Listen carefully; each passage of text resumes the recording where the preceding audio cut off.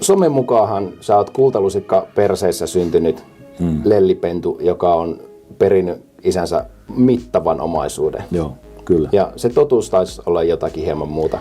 Niin, yksi syy miksi mä tein ton kirjan oli nämä huutelut. Joo. Tämä oli niin kuin yhtenä siellä pohjalla, koska mä aika moneen kertaan sain lukea jostain, muun muassa tämän radiosällin levittämänä tämmöisiä asioita.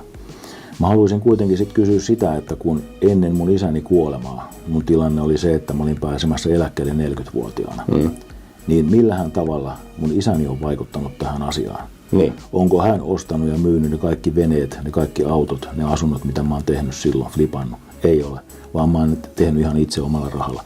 Fajan kuolema, niin kuin kirjassa kerron, vaikutti noin 4 vuotta.